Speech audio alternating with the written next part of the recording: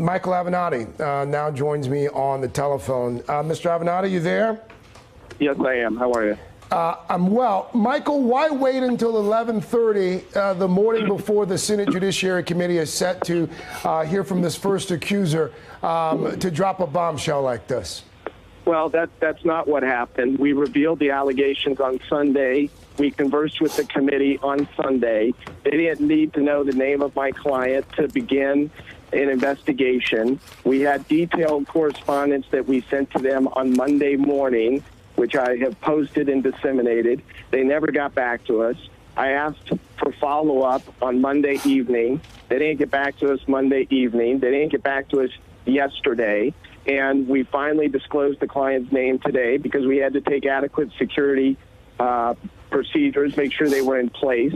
This is a very serious matter, and ultimately it's the client's determination, not mine or anybody else's for that matter, as to when her identity is revealed. So we disclosed this days ago, and the fact of the matter is that Chairman Grassley, Mr. Davis, the counsel to the committee, Mitch McConnell, and others, they don't want the truth to be known regarding Brett Kavanaugh. There should be an immediate investigation, and there should be no rush to confirm him to the U.S. Supreme Court. This is a search for the truth. What does your client want to happen immediately? She wants an FBI investigation to be launched immediately. She is prepared to meet with the FBI, disclose everything that she knows, disclose additional witnesses. Brett Kavanaugh said the other night on Fox that he wants an opportunity to be heard. Well, first of all, he's already had quite the opportunity to be heard. And if there's an FBI investigation, he'll have a further opportunity to be heard. But there should not be a rush to confirm him, and there should be a proper investigation performed by professionals, namely FBI agents. Is she prepared to testify before the Senate Judiciary Committee? 100%, absolutely. Michael, again, we're all just sifting through the declaration right now. Can you walk our viewers and listeners, can you walk them through specifically what your client is alleging?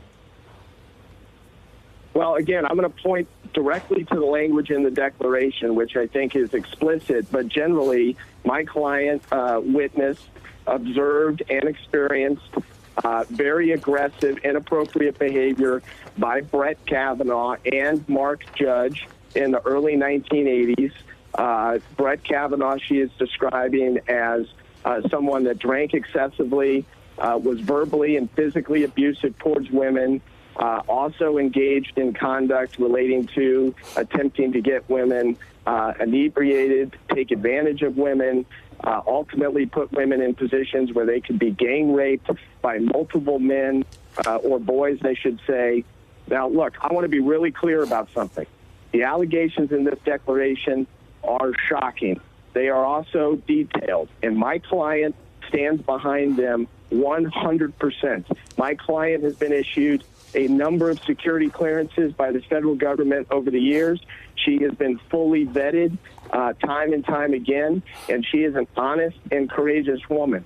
And I'm going to caution Donald Trump, Brett Kavanaugh, Chairman Grassley, and others.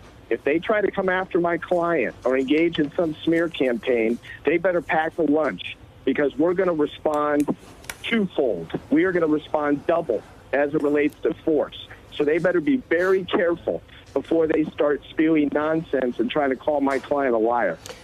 Has your client confided in others about these claims? Has she talked to a therapist? Has she talked to authorities before this?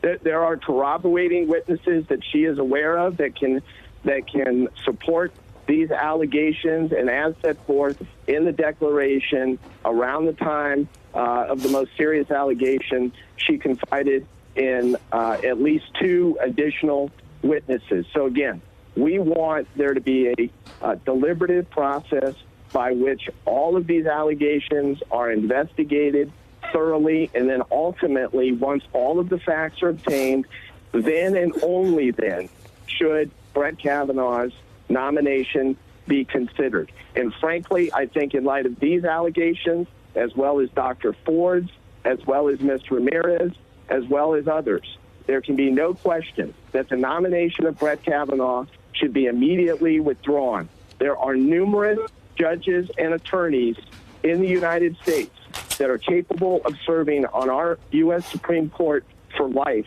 that do not have these type of questions about their backgrounds. And unfortunately, I've got to run, but I appreciate the time. Michael, really quickly here, because we want to make sure we get this right. First of all, you're pointing out that there are two additional corroborating witnesses. And to be clear, you are not claiming, or your client is not claiming, that Judge Kavanaugh actually engaged in gang rape or anything like that. But your claim is that he was. No, you're incorrect about that. I'm going to point you directly to the language of the declaration. It is purposeful as it relates to the allegations that my client is making, and I'm not going to characterize those allegations or mischaracterize those allegations. They are black and white, and they are clear as day. And unfortunately, I'm going to run. I apologize. And approximately, Michael Avenatti, come back when you can, please. Michael Avenatti, attorney for this third accuser. Mr. Avenatti, pointing to line 13 of this declaration. I'm just going to read this for our viewers and listeners. In approximately 1982, I became the victim of one of these gang or train rapes where Mark Judge and Brett Kavanaugh were present. Shortly after the incident, I shared what had transpired with at least two other people. During the incident, I was incapacitated without my consent and unable to fight off the boys raping me. I believe I was drugged using Quaaludes or something similar placed in what I was drinking. Michael Avenatti there attempting to explain the timing of some of this, saying that he had an initial conversation with the Senate Judiciary Committee about all of this starting on Sunday evening. Hey there, I'm Chris Hayes from MSNBC. Thanks for watching MSNBC on YouTube. If you want to keep up to date with the videos we're putting out, you can click subscribe just below me or click over on this list to see lots of other great videos.